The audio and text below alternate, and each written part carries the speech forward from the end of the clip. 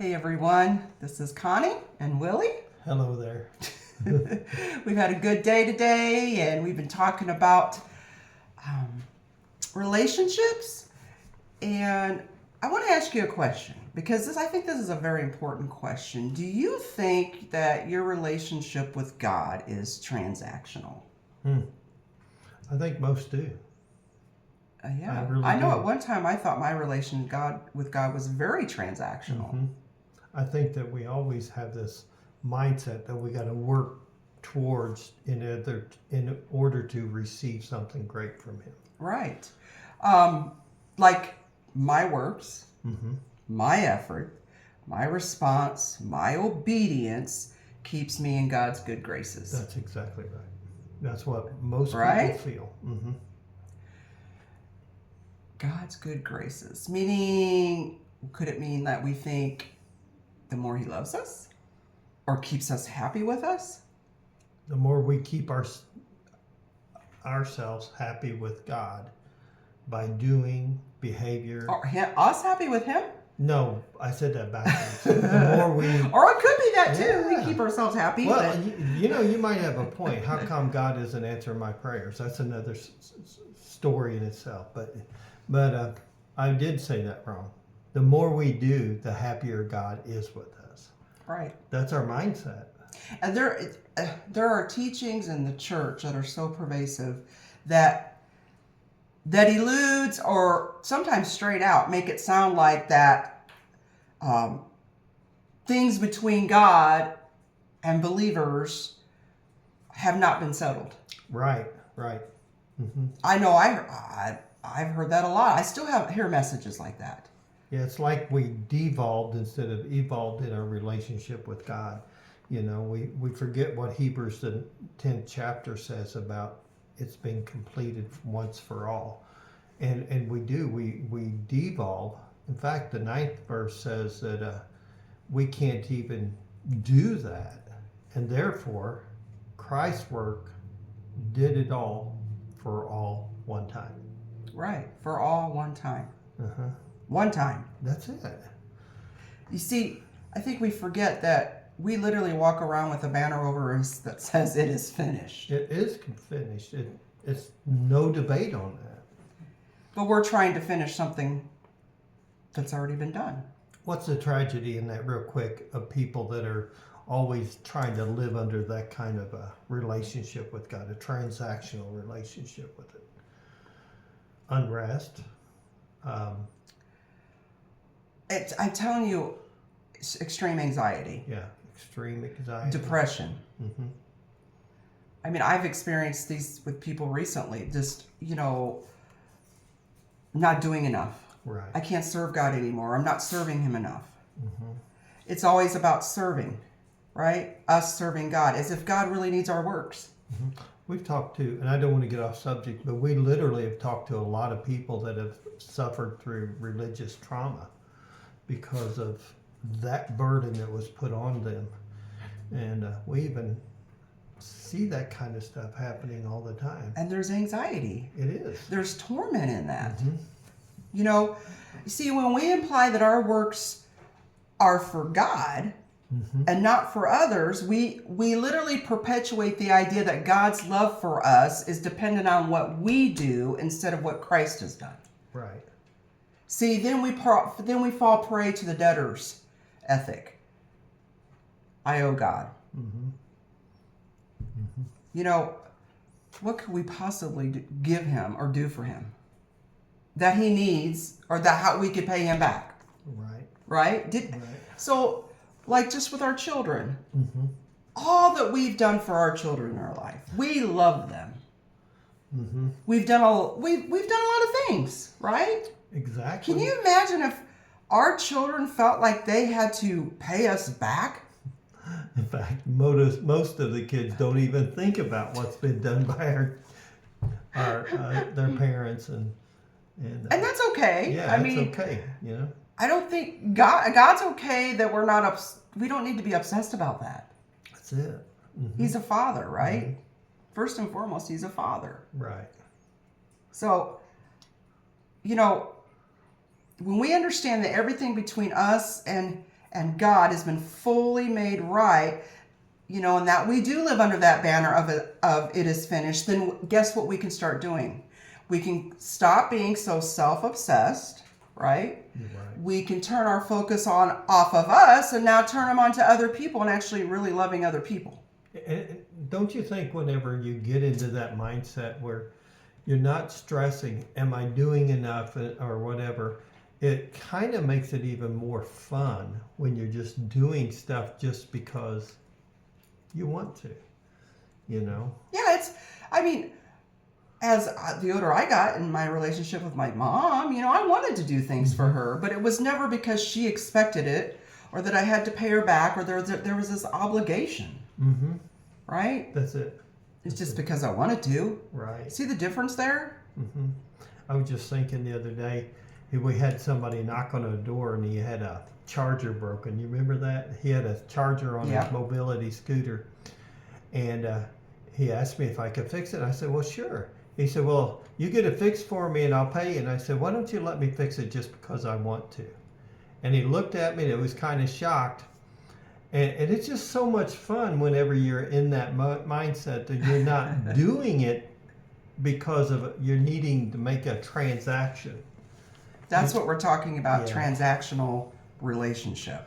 It's just because you just want to. It's just so much funner. And Jesus came to serve us. Mm-hmm.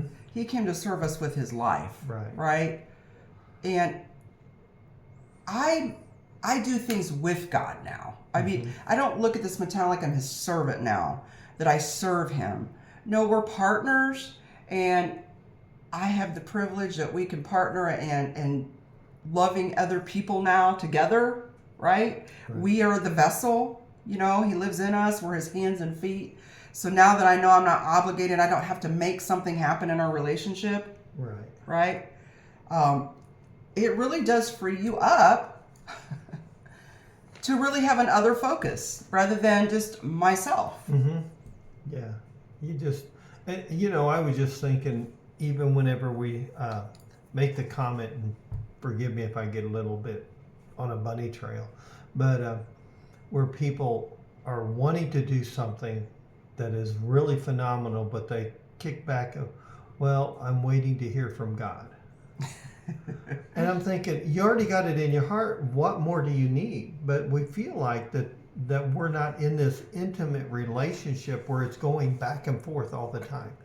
It's just constantly going back and forth. Not because of what I've done. It's just because that's what he wants us to be in. That kind of relationship. That's who he is. Yeah. And he's made us to be relational, right? Right. Now, granted, there's transactional things in this world, right? A lot of life is transactional. Business is transactional, right? And even some of our relationships we treat that way, right? Mm-hmm. But our relationship with God this way, vertical, right, is completely different. That's it. We're resting in our passive righteousness vertically. But active righteousness is for others. That's right. God doesn't need my service. God doesn't need me to do things for him, but others need me to do things for them. Mm-hmm. And I think that's a key thing that we need to understand. He isn't the one in need, it's the others. Yeah, he allows us to do stuff, but it's not about our doing a transaction to build our relationship closer to God. One of the things that recently kind of is just become like a fingernails on a chalkboard is I'm trying to get closer to God. That has gotten to where it just really just kind of sends chills down my back. Yeah, we usually correct that very quickly.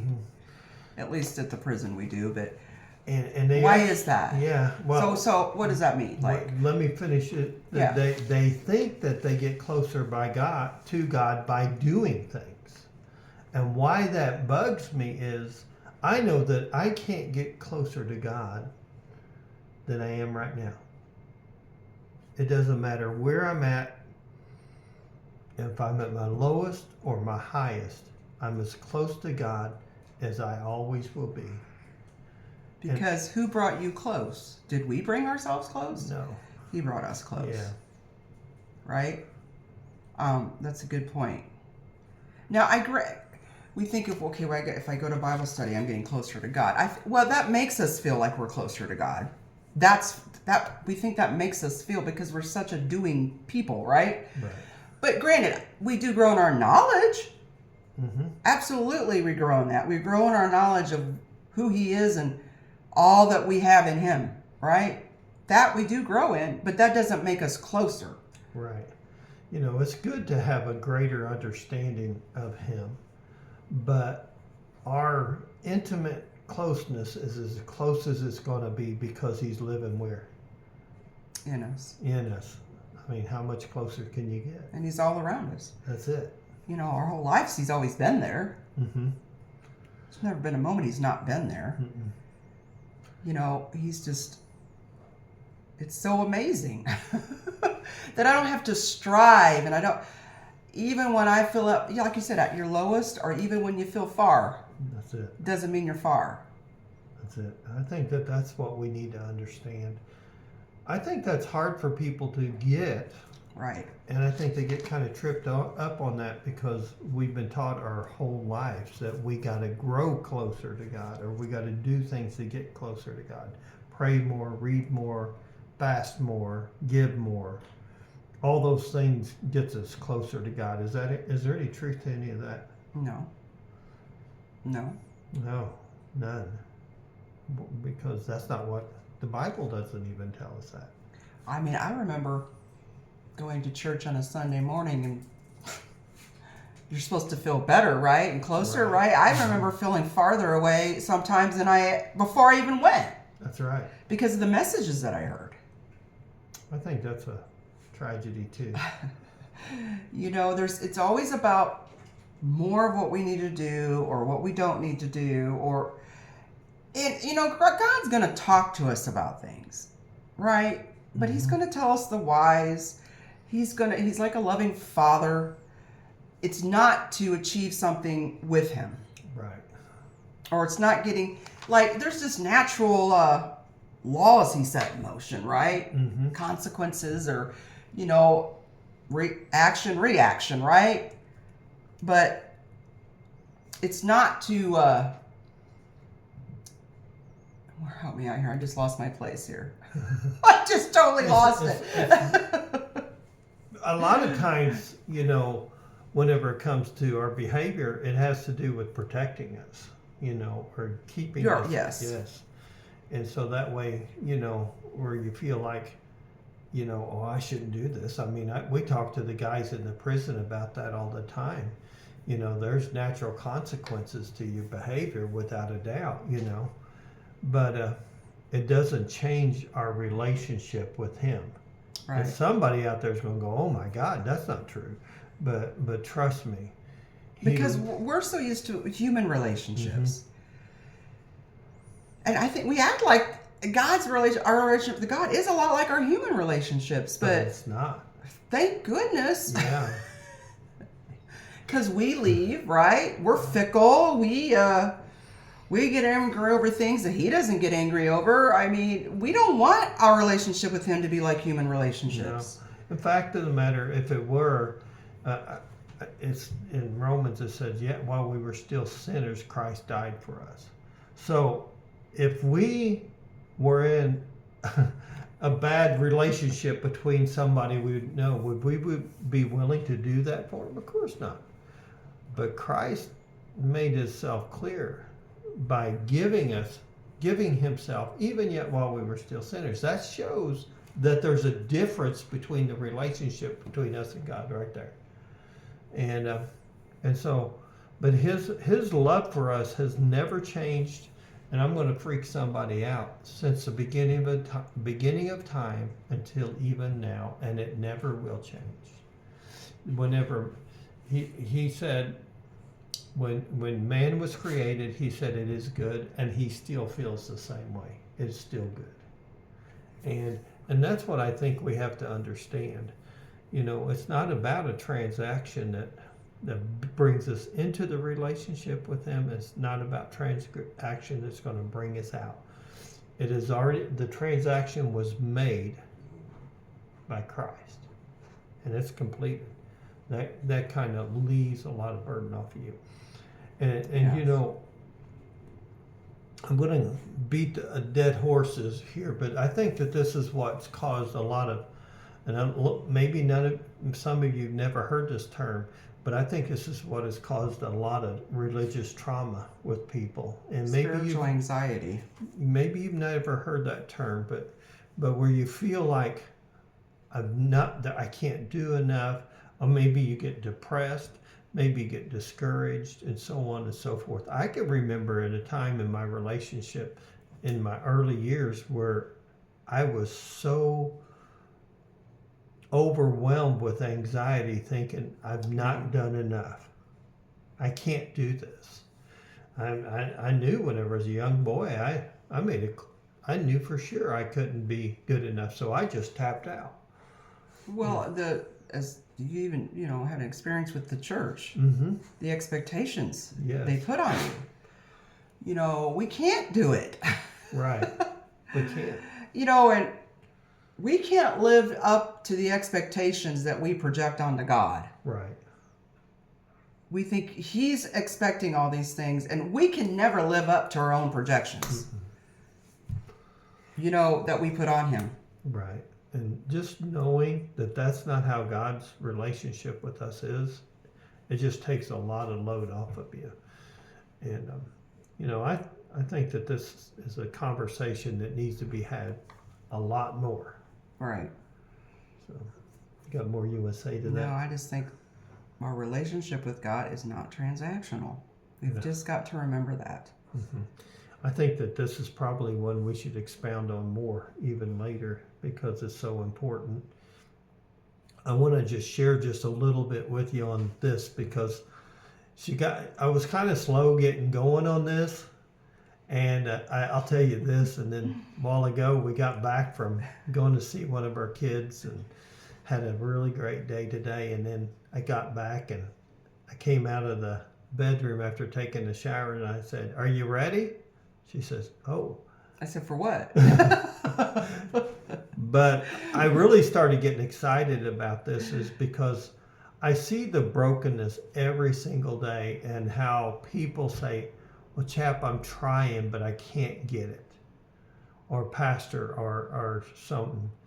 And once they start realizing, I'm not even about you're good enough. It just doesn't even mean anything. It's changed how I think about people. Yeah, it does change how we, interact with other people when we get this, right? Right. That it's not transactional. But then we stop making it about transactions. Okay, I gave, so you give. Right. What are you going to do for me since I did for you? Right? I want to tell one more quick story. Okay. Is that all right?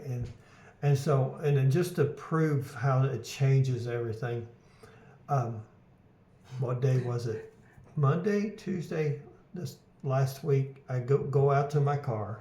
Oh, yeah. And I walk out to my car, and one of my windows is broken out. It's like, oh, man. And I thought, well, it's been broken into, but I look and nothing's taken out of it. And I said, this is the weirdest break-in I've ever seen. Must have been vandalism. So I called the police, told Connie, called the police. Police come. We did a report. And I'm stewing. I'm really stewing about this. I'm going to miss a day's work or half a day's work. I got to get a window put in my car before I can go to work, and so on and so forth. And about 5:15 in the morning, I tap, tap, tap, tap, tap. And two guys, one of them I know really well. And he's our neighbor. Yeah, he's our neighbor. And he brought another person over. And he said, Willie, we need to tell you something. I said, what's that? He said, we broke out your window. I said, thank you for telling me. And it just kind of shook him up because I was stewing over that. But I got to thinking, afterwards. It was an accident. It was an accident. Obviously, they came and told me. But just how I was responding in my head about that. Boy, I can't wait to put this people in jail. I'm going to call the pastor across the street. He's going to get his video. We're going to lock these turkeys. Well, I was like, okay, I don't want to live in this neighborhood anymore because we already got a lot of stuff going on in our neighborhood. Yeah. I'm like, okay, got to worry about this now. Yeah, vandalism and all this. But it really softened my heart, and it really surprised them whenever I just said, I really appreciate you just coming and telling me. They paid for it. Yeah, they did. And, but the point is.